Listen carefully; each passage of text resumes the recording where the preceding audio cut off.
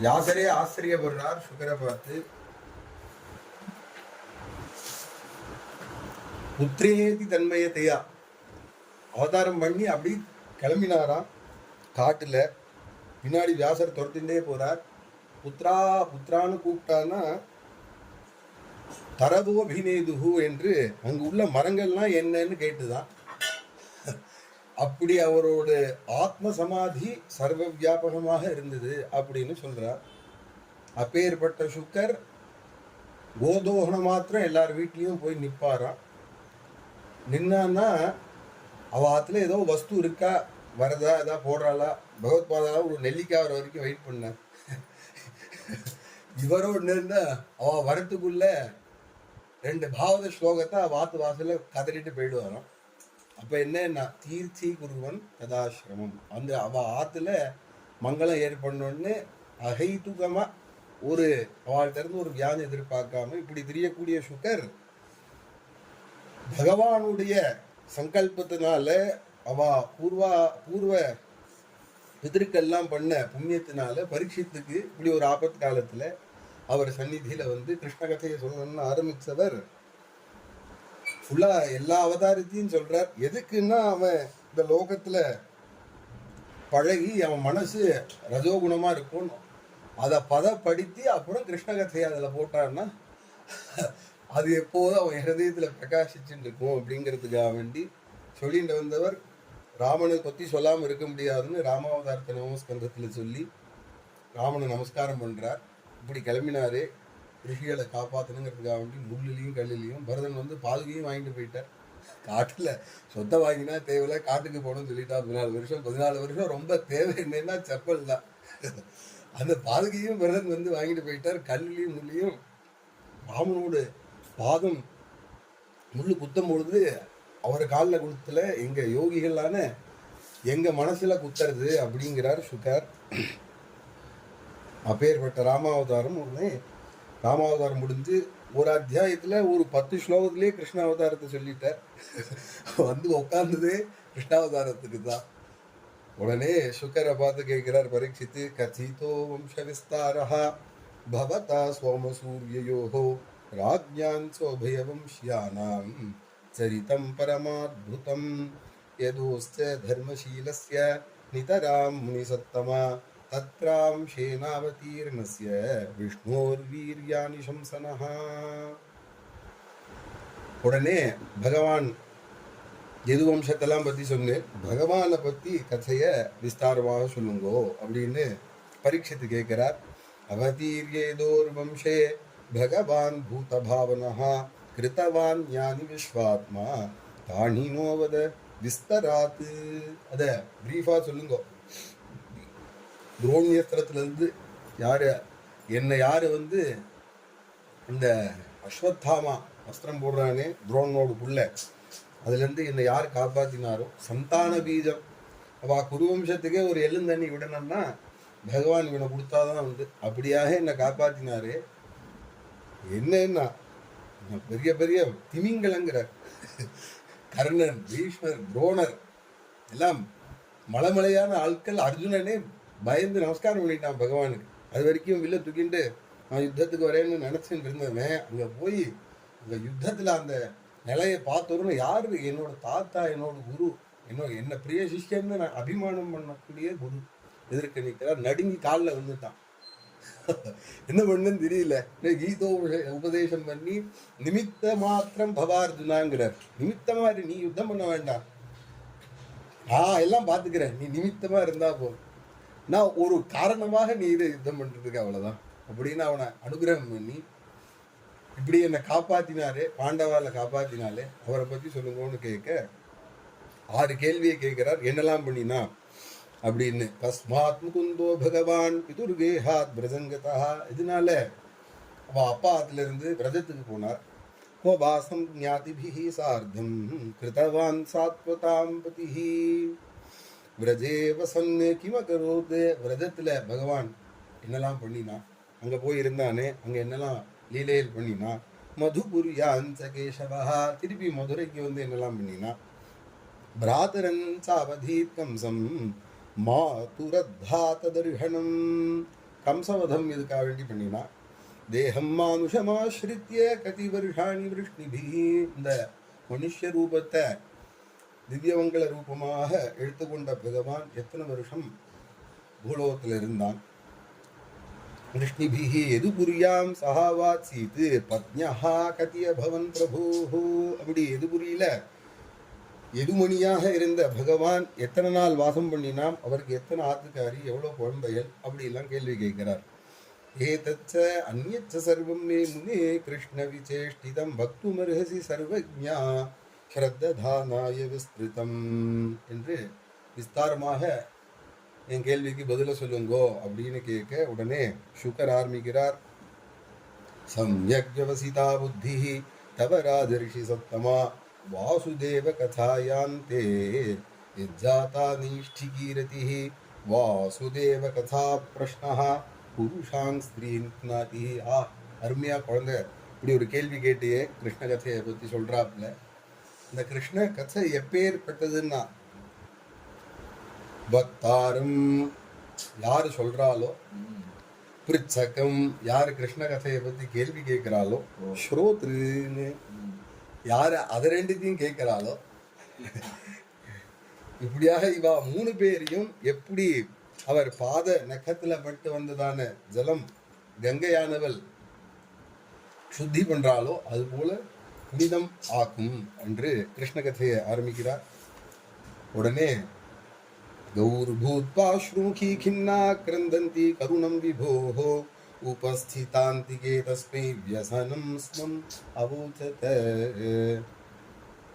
பூமி இந்த அசுரர்கள்லாம் ஒரு ஸ்ட்ராட்டஜி வச்சிருப்பா இந்த தேவால ஆக்கிரமணம் பண்றதுக்காக வேண்டி.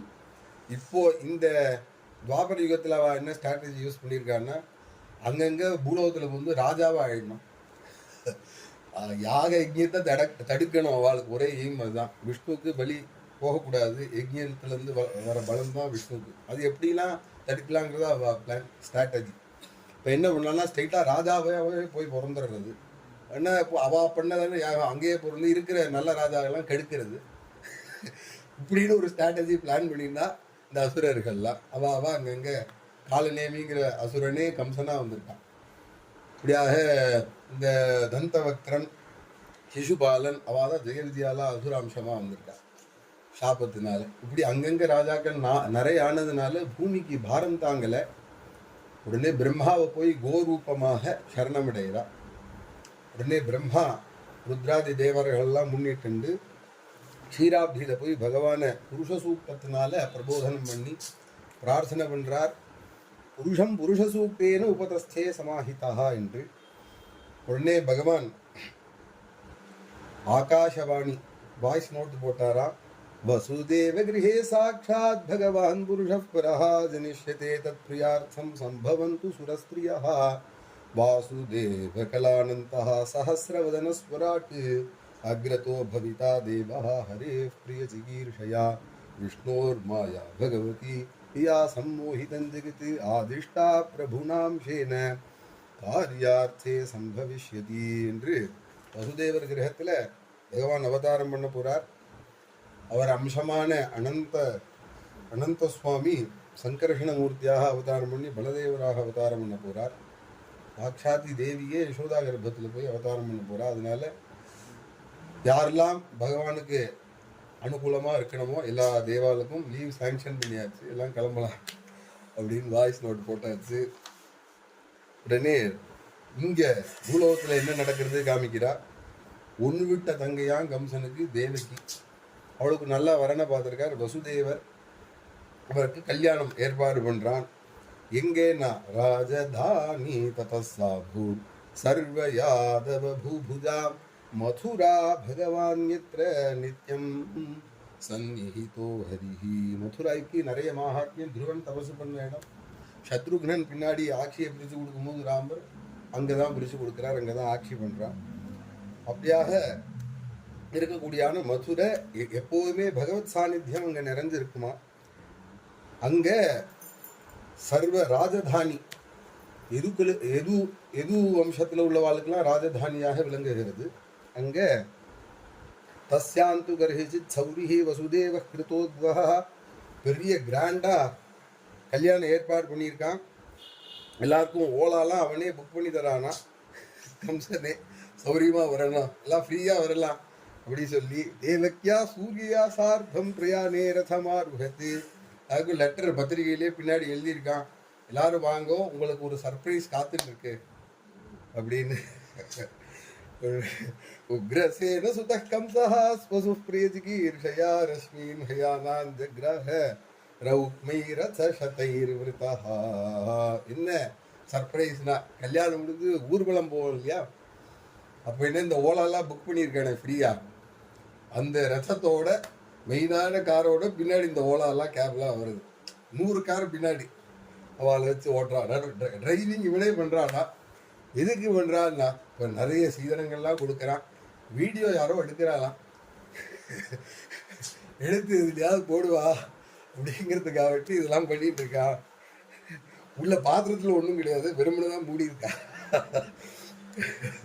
ரதமாருஹத் உக்ரசேன சுத கம்சஹ ஸ்வசு பிரியஜிகீர்ஷயா ரஷ்மீன் ஹயானான் ஜக்ரஹ ரௌக்மைஹி ரதசதைர் விருதஹ சதுஷ்சதம் பாரிபர்ஹம் கஜானாம் ஹேமமாலினாம் அஸ்வானாம் அயுதம் சார்த்தம் ரதானாம் ச த்ரிஷத்சதம்.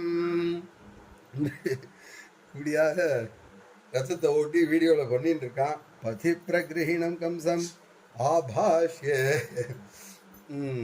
அசரீரவாக்கு. உடனே அசரீரவாக்கு கேட்கறது, அஸ்யாஸ்வாம் அஷ்டமோ கர்ப்பஹ அந்தாயம் வஹசே அபுதா அப்படின்னு அசரீரி கேட்டுதான், என்னன்னா நீ யாருக்கு இப்படி பிரமாதமா டிரைவிங் பண்ணின்னு போயின்னு இருக்கியோ அந்த தேவிகையோட 8வது கர்ப்பம் உனக்கு யமன் அப்படின்னு சொல்லிட்டான். அது சொல்லும் போதே கரெக்டாக தான் அட்ரஸ் பண்ணியிருக்கு, நம்பரெல்லாம் மாற்றி மெசேஜ் பண்ணலை. அபுதா முட்டாளேன்னு கூப்பிட்டு இவன் தான் அதுக்கு ஆன்சர் பண்ண எந்திஜாலா. அந்த சரீர வாக்கு ஆகாஷரி இருக்கு.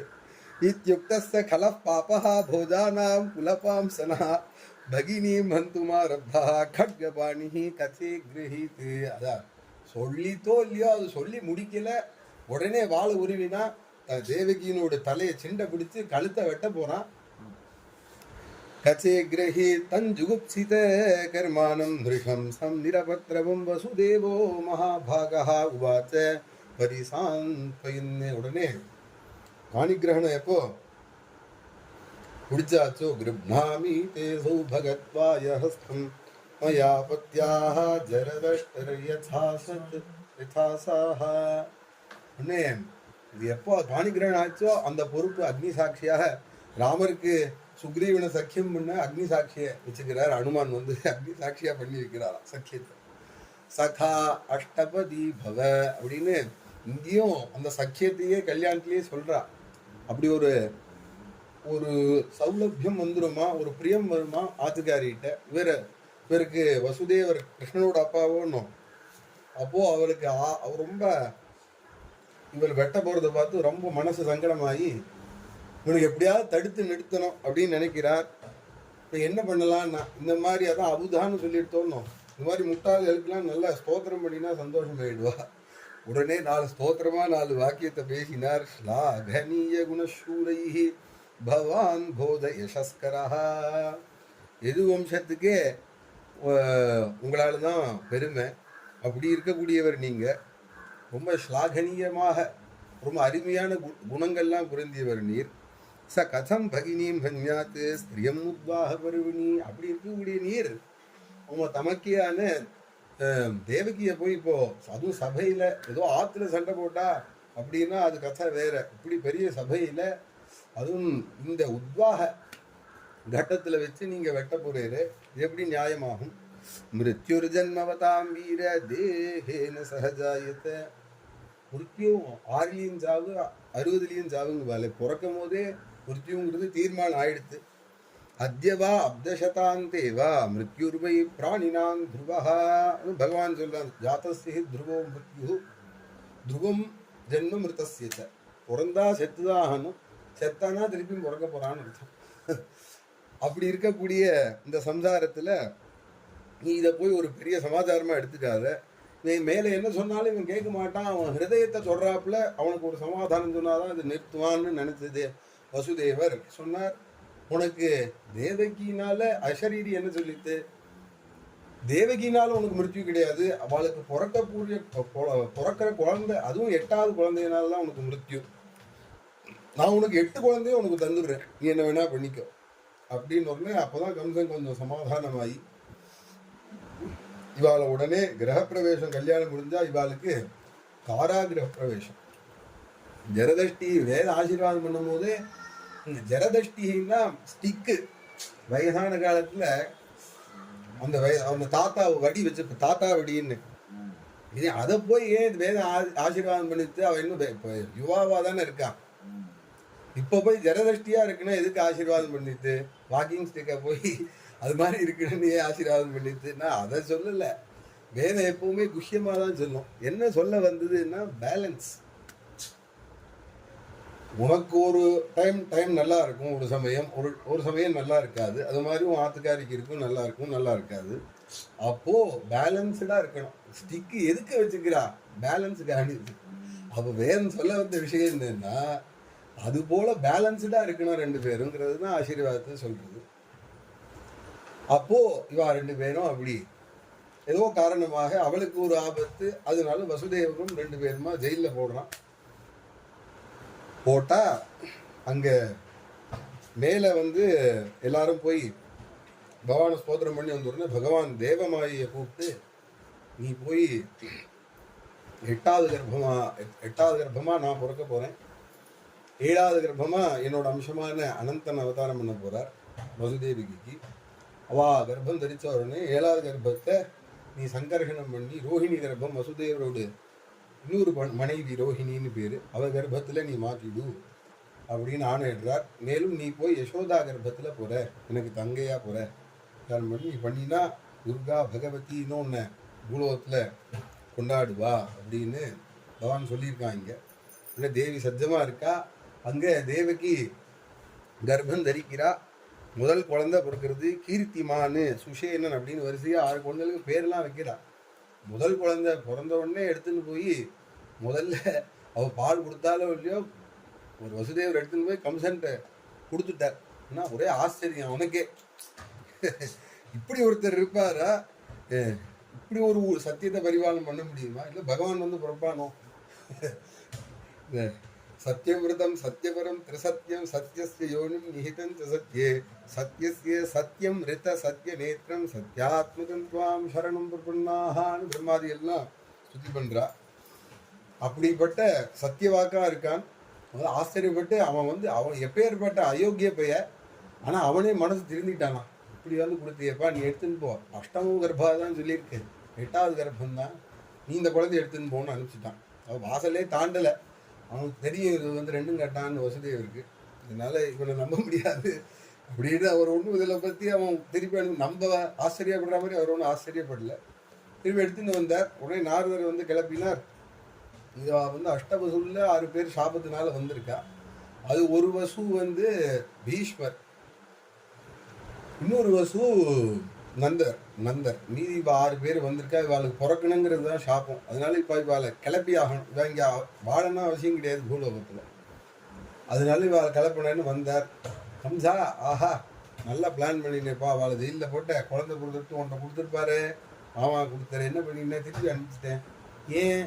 8வது கர்ப்பம் சொல்லியிருக்கு. அது சொல்லிட்டு உன்னை அபுதான்னு முட்டாளேன்னு சொல்லித்தோன்னோ. ஏன் சொல்லிட்டுன்னா முதல்ல இருந்து எண்ணினா 1 2 3 4 5 6 7 8 கடைசி 8.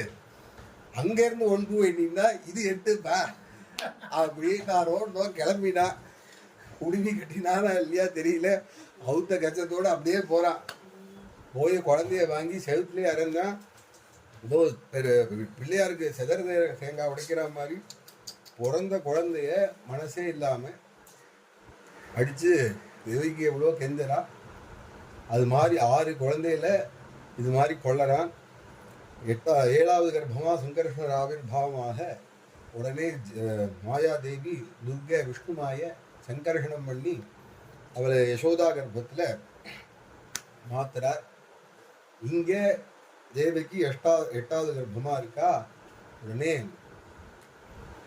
எப்படி இருந்தானா சரஸ்வதி ஞானகலே யதா சதி, எப்படி வாக்தேவியான சரஸ்வதி ஞான கலையோடு இருப்பாலோ அது மாதிரி இருந்தாலாம். தேவகி வந்து பார்த்த கம்சன் அரண்டுட்டான். இன்னும் இந்த பக்கமே வரக்கூடாது, நம்ம ஆள் உள்ள இருக்கான் அப்படின்னு தேவகியே பார்க்க பயப்படுறான் கம்சன். அப்படி ஒரு சாநித்தியத்தோடு இருந்தாலும் தேவகி தேவதையெல்லாம் வந்து ஸ்தோத்திரம் பண்றா.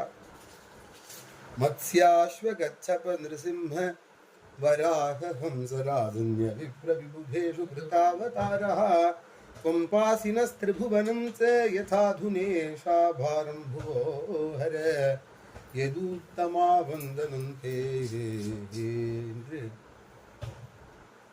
தேவர்கள் ஸ்தோத்திரம் பண்றா. அப்படி மத்ஸ்யாதி அவதாரங்களும் பண்ணியும் தர்மஸ்தாபனத்துக்காக வேண்டி, இப்போ பூபாரஹரணத்துக்காக வேண்டி நீ அவதாரம் பண்ணியிருக்கேன்னு ஸ்தோத்திரம் பண்ண. உடனே பகவான் தேவகிக்கு குழந்தையாக பிறக்கிறான். நேச்சரே மாறுறது, அதுதான் இந்த அத்தியாயத்தில் சொல்றார். எப்படி ராமருக்கும் நேச்சர் பிரதிகூலமா மாறித்து, ஆனா அது அனுகூலம் படுத்தின்றார் ராமர். அதுபோல இங்க நேச்சர்லாம் எப்படி அனுகூலமா ஆறுதுன்னு வர்ணிக்கிறார். திஷா பிரசேதுர் ககனம் நிர்மலோடு கணோதயம் மஹீமங்கல பூயிஷ்ட புரகிராம விரஜாகரா நத்யாஹ பிரசன்ன சலீலாஹ ஹரதாஹ ஜலருஹஸ்ரீயா. இன்னும் நதியெல்லாம் ரொம்ப ஜிலு ஜிலுன்னு இருந்துதான். த்விஜாலி குலசன்னாதஹ ஸ்தபகா வனராஜயா, ஒரே காத்து வீசி எங்க பார்த்தாலும். பவௌ வாயு சுகஸ்பருஷா, ரொம்ப ஜில்லுன்னு காற்று எல்லாம் மாறித்தான். சீதோஷ்ண வாரணங்களே எல்லாம் மாறுறது ஜில்லு ஜில்லுன்னு. புண்ணியகந்தவ சுச்சிஹி, எங்க பார்த்தாலும் ஒரே சுகந்தம் பரவுறது.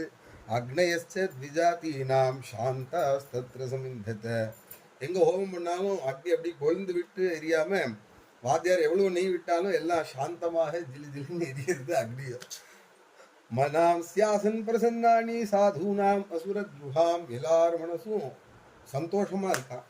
ஜாயமானே அஜனே தஸ்மின்னே துர்புந்து பயோதிபி, நான் தேவலோகத்துல துந்துபி கோஷங்கள்லாம் வாசிக்கிறா. யா பிறக்கிறான்னா பிறக்காதவன் பிறக்கிறார். ஜெகு கிண்ணர கந்தர்வாக துஷ்டுபுகு சித்தச்சாரணாக, கிண்ணறர்கள் கந்தர்வர்கள் அப்சரசர்கள் சித்தச்சாரணர்கள் எல்லாம் மேல டான்ஸ் ஆடி பாட்டுலாம் பாடுறா. வித்யாதரியஸ்ய நந்திருதுஹு அப்சரோபிஸ் சமந்ததா முமுச்சுஹு முனயோ தேவாஹ சுமனாம் சிமுதான்விதா, எல்லா அருகிலும் மனசுல தியானம் பண்றா பகவான. மந்தம் மந்தம் ஜலதராக ஜகர்ஜுஹு அனுசாகரம், அலைகள்லாம் ஜிலு ஜிலுன்னு அப்படி மெதுவா வந்து ஓயர்தான் கடல்ல. அது ஒரு நைட், அப்படி ஒரு ப்ளசண்டான நைட். நிஷீச்சே தம உத்பூதே ஜாயமானே ஜனார்தனே தேவக்யாம் தேவரூபிண்யாம் விஷ்ணு சர்வகுஹாஷயः. எட்டாவது கர்ப்பமாக பகவான் தேவிக்கு பிறக்கிறார். ஆவிராசீத் யதா பிராச்யாம் திஷீந்துரிவ புஷ்கலஹ தமத்புதம் பாலகமம்புஜே க்ஷணம் சதுர்புஜம் சங்ககதார்யுதாயுதம் ஸ்ரீவத்ஸலக்ஷ்மம் ஜலசோபிகௌஸ்துபம் பீதாம்பரம் சாந்திரபயோத சௌபகம். தேவக்யாம் தேவரூபிண்யாம் விஷ்ணு சர்வகுஹாஷயः.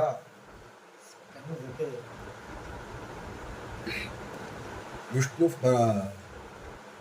அது ஐத்திரேய உபநிஷத்து ஆரம்பிக்கும் போது சொல்றார், எல்லா தேவதா ஸ்வரூபமாக விஷ்ணு இருக்கார் அப்படின்னு. அப்பேற்பட்ட பகவான விஷ்ணு பரமஹா அப்படின்னு கர்ப்பத்துல பிரசவிக்கிறா தேவகி. எப்படின்னா எடுக்கும் போதே தமத்புதம் அத்தியுதம் நிருசிம்மர். இதுவும் அத்புதம். நிருசிம்மர் ஒரு அத்புதம், இவரும் ஒரு அத்புதம், சாமானியம் இல்லைன்னு அர்த்தம். பாலகம் பாலகனாவே இருக்கார், குழந்தையா இல்லை. அம்புஜேக்ஷணம் தாமரை கண்ணோட சதுர்புஜமாக சங்க சக்கராதி ஆயுதங்களோட கூட ஸ்ரீவத்சங்கிற மொச்சம் இருக்கான் ஹிருதயத்தில். கௌஸ்துபமணியை தரிச்சுண்டு பீதாம்பரம், அவள் இன்னும் மெடிக்கலில் போய் இதெல்லாம் வாங்க வேண்டாம், ட்ரெஸ் எல்லாம் அவரே போட்டு வந்துட்டார் ஜெயிலில் இருக்கான்னு. சாந்திரபயோத சௌபகம் மகார்ஹ வைதூரிய கிரீட குண்டல த்விஷா பரிஷ்வக்த சஹஸ்ர குண்டலம். இவா ஜெயிலில் இருக்காளோன்னு இவா காது குத்துலாம் பார்க்க முடியாதுன்னு இவரே மகர குண்டலங்களோட அலங்காரத்தோட வந்து காட்சி பண்ணினாராம். இப்படியாக வசுதேவர் விரோசமானும் வசுதேவஹா ஐக்ஷத உத்தாம காஞ்சங்கர கங்கணாதிபி வளையல் எல்லாமே போட்டு வரார். கண்ட கொலுசு எல்லாம் போட்டிருக்கார். திவ்யமான ரூபத்தை வசுதேவர் பார்த்தார் அப்படின்னு கிருஷ்ணாவதாரம். மேல வசுதேவரும் தேவிக்கும் ஸ்தோத்திரம் பண்றா பகவானே. உடனே விஷ்ணு கம்சனை பார்த்து எனக்கு பயமா இருக்கிறதுனால உபசம்ஹர விஸ்வாத்மன்னு அதோ ரூபம் அலௌகிகம், அலௌகிகமா இருக்கு, லோக சாமானிய ரூபம் கிடையாது இது. இதை பார்த்தாலே கம்சன் கண்டுபிடிச்சிருவான் நீ தான் அவன் எதிரின்னு. அதனால உபசம்ஹர மறைச்சுக்கோ அப்படின்னு சொல்ல சதுர்புஜனா இருந்த பகவான் பபூவ பிராகிருத சிசு என்று ரெண்டு கையோட பாலனாக பாலமுகுந்தனாக காட்சியளிக்கிறான் நார்மலாக. உடனே அப்படி உனக்கு ஸ்தோத்திரம் பண்ண வசுதேவ தேவிகியை பார்த்து சொல்றான், நீங்க வந்து என்னை வந்து தபஸ் பண்ணினேல் கிருஷ்ணிஹி ஸ்வாயம்புவே, நீங்கள் சுவாயம்புவ மனுவாக இருந்து என்னை தபஸ் பண்ணதுனால நான் கிருஷ்ணிங்கிற குழந்தையாக உங்களுக்கு அவதாரம் பண்ணினேன். 3 ஜென்மால எனக்கு குழந்தையாக வேணும் கேட்டதுனால நான் தான் உபேந்திரனாக இந்திரனோட தம்பியாக வாமனனாக அவதாரம் பண்ணினேன். இப்போ உங்களுக்காக அனுகிரகம் பண்ணணும்னு கிருஷ்ணனாக அவதாரம் பண்ணியிருக்கேன். நீங்கள் என்னை வந்து அப்பப்போ குழந்தையாகவும் அப்பப்போ பிரம்ம பாவேன நின்று பகவானாகவும் என்னை ஆராதனம் பண்ணி இந்த நான் சொன்ன கதையெல்லாம் உங்களுக்கு மறந்துடும் அப்படின்னு சொல்லி அனுகிரகம் பண்ணி உங்களுக்கு பயமாக இருந்ததுன்னா என்னை கொண்டு விரதத்தில் நந்தகோபநாத்தை விடுங்கோ அப்படின்னு பகவான் சொல்ல, உடனே அது சொல்ல நேச்சரே மாறுறது. உடனே கதவெல்லாம் தானாக திறக்கிறது. அங்கே இருந்த சைனிக்காலெலாம் தூங்குறா. கட்டு போட்ட சங்கிலியெல்லாம் தானாக விடுபடுறது. போனால் இங்கே போனான்னா ஒரே மழை, யமுனை பிரவாகமாக இக்கரைக்கும் அக்கறைக்கும் ஓடுறது. ஆனால் என்ன ஆச்சுன்னா மார்கந்ததவு சிந்துரிவ ஸ்ரீயப்பதே, அன்னைக்கு ராமர் போய் நேரம் சமுத்திர தீரத்தில், இப்போ வரல சமுத்திரராஜன் பானத்தால் ஆக்னேயஸ்திரம் போட்டு பத்திக்கு அடிச்சிருவேன்னு அந்த பயம். அவன் சிந்து பத்னி தானே, கடலோடு பத்னி தான் நதிகள்லாம். அப்போ அவள் பயந்தாலாம். அன்னைக்கு போட்ட திட்டு பானம் போட போகிற அந்த அன்னைக்கு விழுந்த திட்டு. இப்போ கிருஷ்ணாவதாரம் வேற டக்குன்னு சக்கரத்தை எடுத்துடுவார். அவள் உடனே யமுனை 2 பக்கமும் வழி விட ஜில்லுன்னு ஆதிசேஷன் கூட சஹஸ்ர பணா மண்டலங்களோட மேலே ரத்னங்கள்லாம் ஜொலிக்கிறது. லைட் ஓடணும், இதுக்காக வேண்டி ஃப்ளாஷ் லைட்டு ஆதிசேஷன். அப்படி வசுதேவர் ஜில்லுன்னு இந்த நதியை கடந்து போய் நந்தகோபனோட ஆற்றுல போய் விட்டாராம். அங்கே தேவகி அந்த குழந்தை பிறந்தோடனே அந்த மயக்கத்திலே தூங்கிட்டு இருக்கா. தூங்கும் போதே பிரசவிச்சுட்டான் குழந்தை. சயனேன்யஸ்ய வசுதேவோ சதாரிகாம் பிரமுச்ச பிரதிமுத்திய பதோர்லோகமாஸ்தே பூர்வோதாவிருதா யசோதானந்த பத்னீச்ச ஜாத்தம் பரமபுத்தியத நதல்லிங்கம் பரிஷ்ராந்தா. அந்த குழந்தை பிறந்த மயக்கத்தில் இருக்கிறதுனால என்ன குழந்தைன்னு பார்க்க மறந்துட்டாலாம். அப்படி பார்த்தா பிறந்துட்டுன்னு திருப்பி தூங்கிட்டார்.